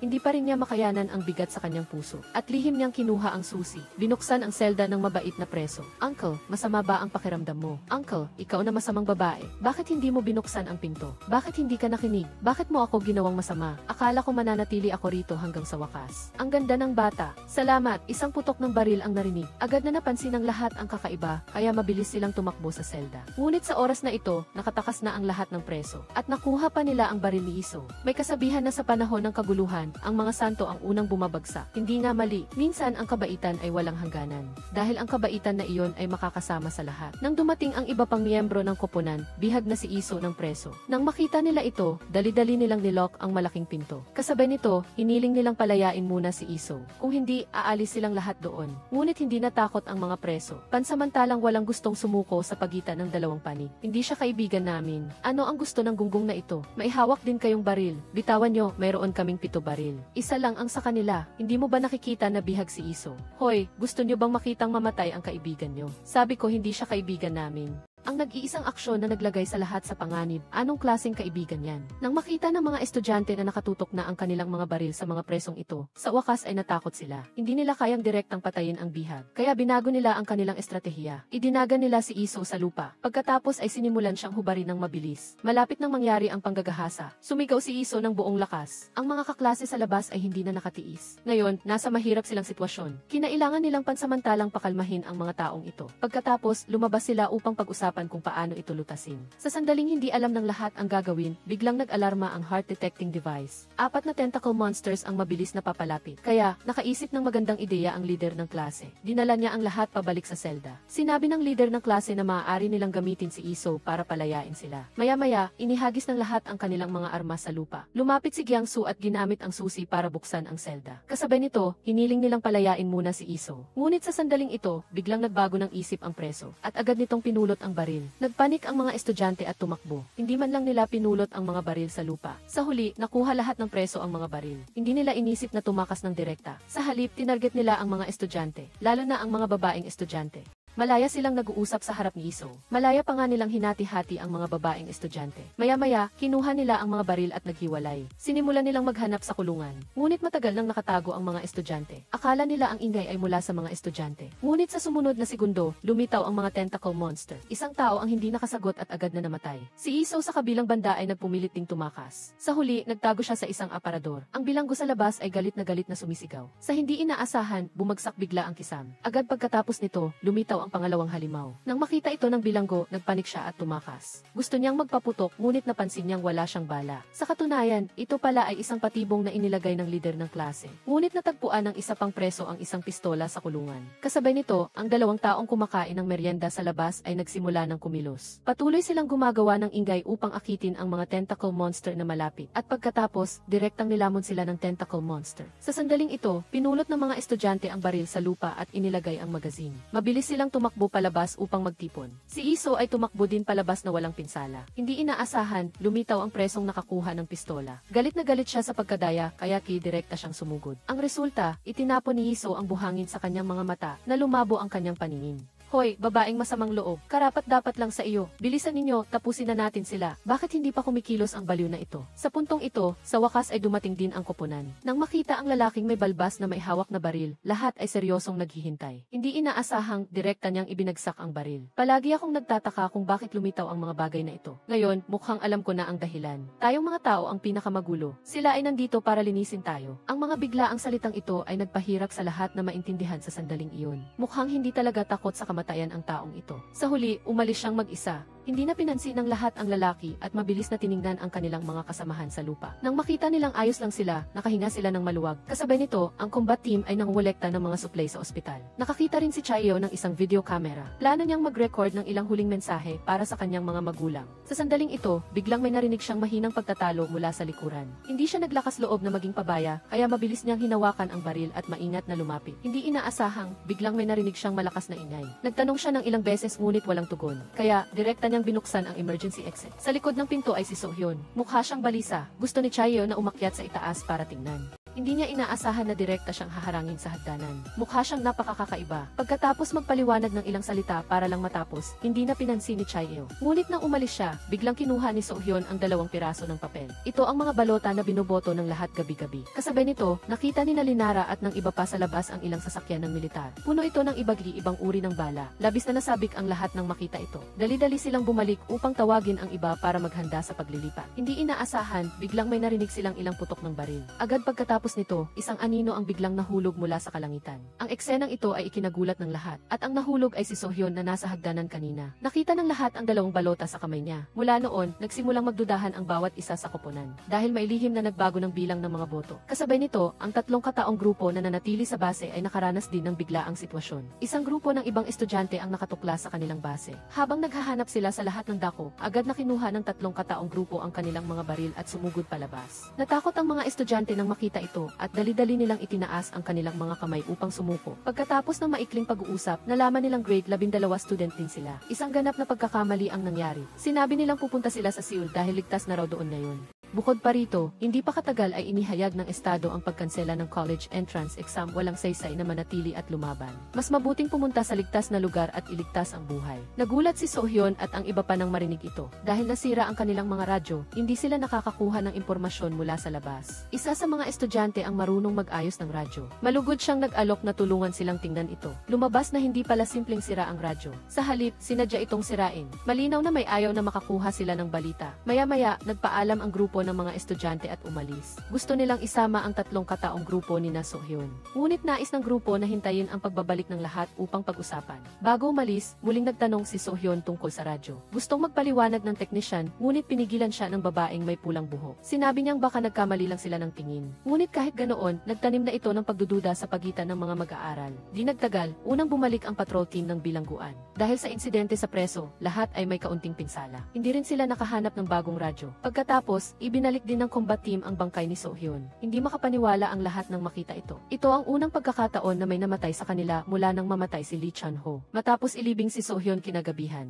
Pagka-uwi ni Chae-yo, agad niyang inilabas ang dalawang balota. Kinwestiyon niya ang leader ng klase kung ano talaga ang nangyari. Agad ding nagtanong ang mga miyembro ng patrol team nang malaman nila ang tungkol dito. Bukod pa rito, nananatiling misteryo ang dahilan ng pagkamatay ni Sohyun. Malinaw na alam niya ang katotohanan. Dahil dito, lihim siyang binago ng mga nagbago ng bilang ng boto. Kaya, sa unang pagkakataon, lumitaw ang isang lamat sa koponan. Lahat ay nag-away ng matindi. Sa huli, nagkaroon pa nga ng pisikal na away. Sa sandaling ito, lumapit si Kwon In-ha sa gilid at kinuha ang kanyang baril. Puwersahan niyang pinakalma sila. Kasabay nito, inamin niya agad na siya ang nagpeke ng mga boto. Ako at si Sucheo ang nagpeke ng resulta ng botohan. Lumalabas na alam na pala ni Kwon In-ha at Sucheo ang balita tungkol sa pagkansela ng college entrance exam mula sa walkie-talkie habang nagbabantay sila. Pagkatapos, sinadyang sirain ni Sucheo ang walkie-talkie dahil inakala niyang mas ligtas sa base kaysa pumunta sa Seoul. Hindi bababa sa may pagkain at bala rito. Kapag lumabas sila, hindi nila kayang labanan ang hukbo ng mga halimaw na may galamay. Kaya, nagpasya sila sa kapalaran ng lahat sa sarili nilang kagustuhan. Nagalit ang lahat nang marinig ito. Sa oras na ito, tumayo din ang class president at si Jiangsu. Ang bagay na ito ay talagang pinlano nilang tatlo ng magkasama. Sinubukan ng class president na kumbinsihin na masyadong delikado ang daan patungo sa Seoul. Dapat silang manatili sa lugar na ito. Ngunit ang iba ay walang pakialam. Gusto lang nilang mabilis na makarating sa Seoul upang hanapin ang kanilang mga kamag-anak. Ngayon, kabaligtaran, ang balita ng pagkansela ng college entrance exam ay wala ng saysay. Si Hae Ong-su lang ang nakinig at nagpakita ng interes dito. Sinabi pa niya na mas mahalaga ang college entrance exam kaysa sa kanyang buhay. Hindi niya talaga matanggap ang katotohanan ito. Halos mawalan siya ng kontrol sa kanyang emosyon. Ang mentalidad ng mga Koreanong batang ito ay talagang hindi malusog. Kahit isang walang kwentang college entrance exam ay kayang balahuraan sila. Nang gabing iyon, nagkahiwa-hiwalay ang lahat sa hindi magandang kalooban. Nahati rin ang buong grupo sa dalawang paksyon. Mas tumpak, tatlong paksyon. Sa abnormal na pag-iisip ni Hae Ong-su, bumuo siya ng sarili niyang paksyon. Kinaumagahan, inihanda ng lahat ang kanilang bagahe para pumunta sa Seoul. Hindi na rin makapagpilit ang class president at ang ilang iba pa nang makita ito. Wala silang magawa kundi sumunod. Sa puntong ito, nawalan na ng dating sigla ang lahat. Hindi nila alam kung tama o mali ang paglalakbay na ito. Dahil ang dating pag-asa ay nawasak na. Kailangan nilang maghanap ng bagong pag-asa para magpatuloy. Pagkatapos ng 2 araw, naglakbay ang grupo sa labas ng lungsod patungo sa daungan. Para maiwasan ang mga lugar na pinagtataguan ng halimaw, kumuha sila ng malalayo at liblib na daanan. Lahat ay pagod na pagod. Napakakaunti na rin ang natitirang supply. Sa pagkakataong ito, bigla nilang napansin ang sitwasyon sa unahan. May ilang bangkay na nakakalat sa lupa. Sanay na ang lahat kaya hindi na nila pinansin. Ngunit muling lumitaw ang babaeng may pulang buhok mula kanina. Ang mga taong ito ay ang grupo ng mga estudyante mula kanina. Sa huli, pumanaw sila sa daan patungong Seoul. Gusto ng lahat na sumakay at umalis. Ngunit halos lahat ng gasolina ng sasakyan ay kinuha na ng hukbo at ng pinagtataguan. Sa puntong ito, hindi na nakapagpigil si Yeong-su. Sinabi niya na kailangan pa niyang kumuha ng college entrance exam. Hiniling niya sa iba na sumama sa kanya pabalik sa base. Hanggang ligtas ang kanilang buhay, may pag-asa pa sa lahat. Bukod pa rito, maaaring hindi naman talaga kinansela ang college entrance exam sa huli. Gusto lang niyang takasan ang realidad. Ngunit walang pumansin sa kanya. Sa simula pa lang, napakamakasarili na niya. Hindi naglakas loob si Yeong-su na bumalik ng mag-isa. Sumunod na lamang siya sa malaking grupo. Isang araw pa ang nilakad ng grupo. Lahat sila ay pagod na pagod. Sa wakas, nang gabi na, nakahanap sila ng amusement park para magpahinga. Marami pa ring pagkain dito. Bagamat marami na ang inaamag, pansamantala ay makakain pa rin. Sa apocalyptic survival environment, mas ligtas ang lugar na mas maraming supply. Dahil ang mga nakaligtas dito ay nalinis na ng mga halimaw. Mas delikado pa rin ang mga estranghero kaysa sa mga halimaw. Kinagabihan, kumain at nag-usap-usap ang lahat. hindi maiiwasang mabanggit ang mga estudyanteng nakita nila kanina. Ngayon, natuklasan nilang marahil tama ang kanilang class president. Ang mga estudyanteng iyon ay nagkalat. Sa huli, hindi nila kinaya ang dami at naging ginto sila dahil sa halimaw. Kung nagkahiwalay din sila, malamang na ganoon din ang magiging kapalaran nila. Dahil dito, sa wakas ay nawala ang pagitan ng bawat isa. Bumalik din sa dati ang maliit na grupo. Maraming babaeng estudyante ang nagsabi na simula nang lumitaw ang mga halimaw, matagal na silang hindi nakakapunta sa amusement park para maglaro. Hindi nila inaasahan na biglang umilaw ang mga ilaw ng amusement park. Nagpaliwanag ito sa buong paligid. Tumayo ang lahat nang makita ito. Lumalabas na patago itong ginawa ni Sucheo. Sinulyapan nila ang heart rate detector at nakitang walang halimaw. Sa huli, hindi pa rin nila napigilan ang kanilang kagustuhang magsaya. Nilinlang nila ang kanilang sarili sa pag-iisip na sigurado namang walang mangyayari. Kaya, mabilis na nagkasundo ang lahat. Nag-organisa sila ng isang party na matagal na nilang hindi nagawa. Kung sasabihin mong makakasiguro ka na tahimik kang magsalita, maniniwala ako sa lahat ng tao sa mundong ito. Maliban sa mga batang Koreano na ito, napakalakas ng lalamunan ng mga batang ito. Wala silang pakialam sa sitwasyon o sa nararamdaman ng iba. Kilala sila sa kanilang mahinang pag-ugali. Habang nagsasaya ang iba, napansin ni Yeong-su ang isang comic book store at nagkaroon pa siya ng halusinasyon. Nakita niya ang mga comic book bilang kanyang mga kamag-anak. Ngayon, tuluyan na siyang nahuhumaling. Naalala niya ang panggigipit ng kanyang mga magulang. Nagsimula siyang magbulong na matagal na siyang hindi nag-aaral. Paano kung nakalimutan na niya ang lahat ng kaalamang iyon? Pagkatapos ay nagsimula siyang magmemorya ng mga formula. Kung hindi niya ito matandaan, patuloy niyang pinupukpok ang kanyang ulo. Bagamaki, sinisikap mo ng husto, hindi ko alam kung ano ang sasabihin. Ngunit ang formula na binabasa mo ay malinaw na kaalaman sa high school. Mabait na inanyayahan ni Jiangsu na sumama siya, ngunit hindi lamang siya nagpasalamat. Sinabi pa niya na kung hindi sila mag-aaral, wag din silang manggulo sa kanya. Nang makita ito ni Jiangsu, ayaw na rin niyang magsalita pa. Bumalik siya para kumuha ng group picture kasama ang lahat. Ngunit nang hawakan ni Chae-eo ang kamera, nakita niyang puno na ang memory card nito. Naroon ang huling larawan ni Sucheo. Lumalabas na hindi siya itinulak ni Kwon In-ha, kundi habang nagbi-video, patago siyang inatake ng halimaw na may galamay. Ang putok ng baril kanina ay ang pagpapaputok niya. Sa huli, lumapit siya sa bintana. Sa isang hindi sinasadyang sandali, nahulog siya mula sa itaas. Ito ang buong katotohanan ng nangyari. Seryosong-seryoso ang mukha ng lahat nang makita ito. Si Kwon In-ha naman ay hindi umimik at tumalikod. Kasabay nito, si Yeong-su ay nag-iisang nagbubulungan at nagwawala. Nag-aalala siya na hindi siya makakapasa sa college entrance exam. Habang siya ay nalulumbay, hindi niya inaasahan na makita ang pahayagan sa kanyang harapan. Nakita niya ang balita doon na nagsasabing ang college entrance exam ngayong taon ay hindi kakanselahin. Sa halip, ipagpapaliban ito. Kaagad siyang tuwang-tuwa nang makita ito. Ngunit nang lumingon siya, hindi na siya masaya dahil nakita niyang nakaupo si Jiangsu sa tabi ng dagat kasama si Seo Yeon. Si Seo Yeon ay palaging ang pangarap ni Kwon In-ha. Dahil dito, labis siyang nagalit. Nang umalis si Jiangsu, nagmamadali niyang ibinigay ang pahayagan kay Seo Yeon para tingnan. Lumalabas na ang lahat ng nangyari kanina ay ilusyon lamang niya. Ang pahayagan ay walang sinasabi tungkol sa college entrance exam. Nang makita ito ni Seo Yeon, itinapon niya ang pahayagan sa kanya. Kasabay nito, sinabihan niya itong magpakatino. Hindi inaasahan, lalong hindi naging maayos si Yeong-su. Umupo siya sa lupa at nagsimulang maghalungkat. Nang makita ito ni Seo Yeon, gusto na niyang umalis. Ngunit hinawakan siya ng baliw na ito. Hindi kinansela ang college entrance exam, tama. Bitawan mo ako. Napagtanto niyang hindi maganda ang kanyang kalagayan. Instinctively, gusto niyang umalis. Ngunit hindi niya inaasahan na biglang naging marahas si Yeong-su. Tuluyang kinain ng negatibong emosyon ang kanyang isip. Nagsimula siyang sisihin si Seo Yeon na hindi dapat nakasama si Jiangsu. Halos hindi maintindihan. Bitawan mo ako, baliw na to. Nang makitang bumagsak si Seo Yeon at nawalan ng malay, sa wakas ay medyo natauhan si Yeong-su. Dali-dali niyang ginising si Seo Yeon, gusto niyang magising ito. Ngunit si Seo Yeon ay nanatiling walang reaksyon. Unti-unti, nagbago rin ang kanyang tingin. Ganap siyang nilamon ng malalim na pagnanasa sa kanyang puso. Umalis ka, baliw na to. Buwisit ka, anong meron ka para maging ganyan? Bakit mo ako binabaliwala? Bakit hindi ka naniniwala sa sinasabi ko? Seo Yeon, sa sandaling ito, nagkataong dumaan si Kwon In-ha sa tabing dagat. Agad niyang napansin ang baluktot na eksenang ito. Kaya, mabilis siyang lumapit at sinipa si Yeong-su. Sa harap ng tanong ni Kwon In-ha, dali-daling ipinaliwanag ni Yeong-su na biglang nawala ng malay si Seo Yeon. Nagbibigay lang daw siya ng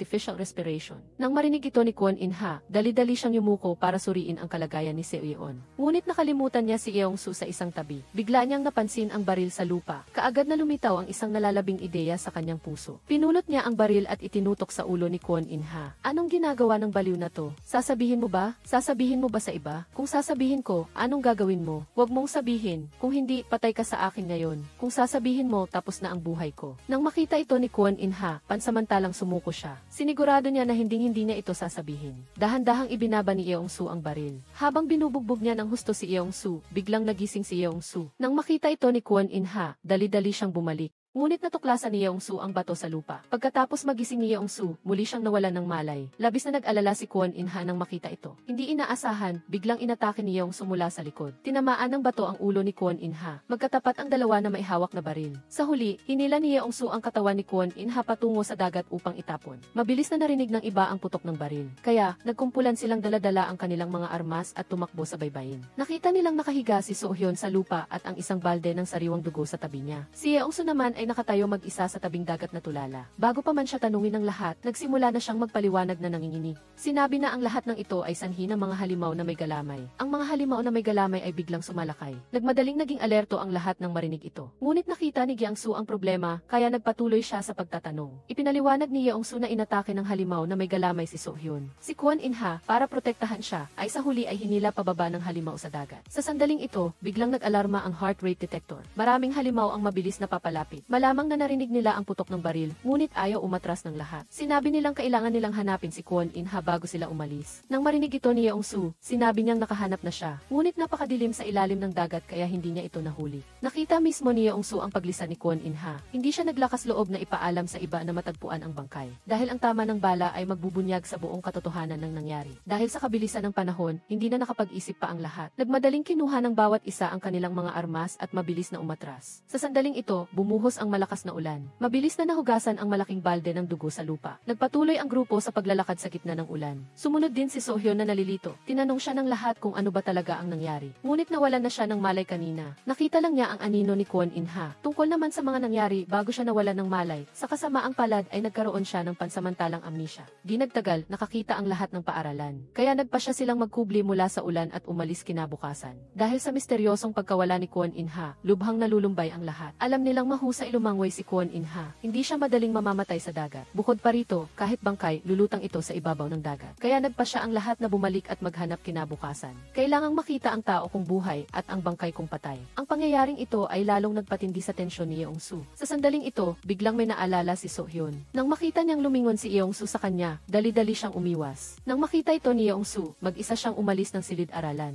Muli siyang nahulog sa isang halusinasyon. Nakita niyang nabuhay si Kwon In-ha. Nakatitig sa kanya ng matalim. Hindi siya naniniwala sa mga multo, kaya pinunasan niya ang kanyang salamin. Ang resulta ay natakot siya at bumagsak sa lupa. Nang makita niyang malapit nang atakihin siya ni Kwon In-ha, instinct niya na mabilis na yumakap sa kanyang ulo. Ngunit walang nangyari sa susunod na sandali. Hindi na niya napigilan ang kanyang sarili at tumawa ng malakas na parang baliw. Lumingon siya at nakita niya si So-hyun at Yeong-su na lumabas ng magkasama. Muli siyang naging galit. Talaga namang napakabaluktot. Tatawagin ko itong dikultural na pamana ng Korea. Sa kabilang banda, ikinuwento ni So-hyun kay Yeong-su ang lahat ng nangyari kanina. Naalala niyang sinubukan siyang iligtas ni Kwon In-ha. Bukod pa rito, wala talagang bagay na parang galamay. Kaya pakiramdam niya ay may mali kay Yeong-su. Kasabay nito, sinabihan niya si Yeong-su na bantayan siya. Ang kanilang pag-uusap kanina ay napakinggan din ni Yeong-su. Palala ng palala ang kanyang kondisyon. Nagkaroon pa siya ng halusinasyon muli. Naalala ko na. Ano ang naalala mo? Naging ginto ni Yeong-su si Kwon In-ha. Ano? Bukod pa rito, gusto talaga ni Yeong-su na abusuhin si So-hyun. Ano ang sinasabi mo? Totoo ba? Ito ba ang katotohanan? Kailangan nating harapin siya. Kumalma ka. Ano man ang mangyari, kailangan nating harapin siya. Kumalma muna kayong lahat. Hayop na to. Sa sandaling ito, tuluyan ng nalito ang isip ni Yeong-su.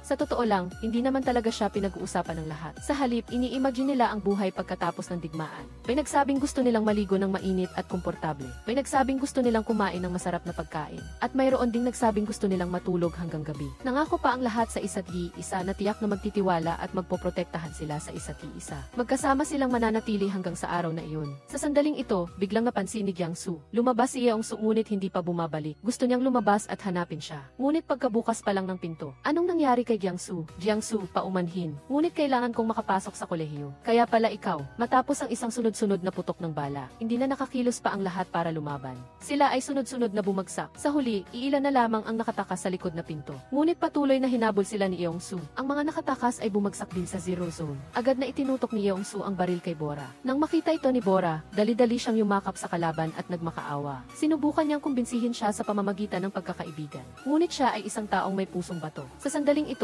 may dalawang putok ng baril mula sa likod. Lumalabas na sina Jiel at Linara pala iyon. Agad na lumaban si Yeong-su. Habang hindi makabangon si Linara, tumalikod siya at pinatay si Bora. Sa huli, bumalik siya upang harapin ang dalawa pa. Nang makita ang mapanganib na sitwasyon, paumanhin, walang pag-aalinlangan na pinatay ni Iseo si Yeong-su. Ang huling bahagi ng kwento. Ang tanging natitira sa klase ay sina Iseo, Jiel, at Linara. Lahat ng iba pang estudyante ay namatay sa lugar. 2 buwan ang lumipas. Sa wakas, matagumpay na na-develop ang super cold weapon. Ganap na ring nalipol ang mga alien. Nagpatuloy ang college entrance exam, marami ang nagpoprotesta laban sa dating policy ng pagdaragdag ng puntos. Pakiramdam nila ay nakakaapekto ito sa pagiging patas. Sumailalim din sa exam si Jiel, ngunit hindi niya ito sinagutan. Sa halip, naalaala niya ang bawat eksena mula noon. Pagkatapos ay tiningnan niya ang katawa-tawang kinalabasan sa ngayon. Sa oras na ito, napagtanto niya, lumalabas na ang mga estudyante ay namatay ng hindi makatarungan. Ang kanilang digmaan ay walang kabuluhan. Hindi na kailangan ang pag-iral ng bansang South Korea. Kaya, itinapon niya ang kanyang exam paper at mag-isang lumabas ng silid ng pagsusulit. Dito nagtatapos ang pelikula. Ngayon, paalam at hanggang sa susunod na mga video. Maraming salamat sa panonood. Bye-bye!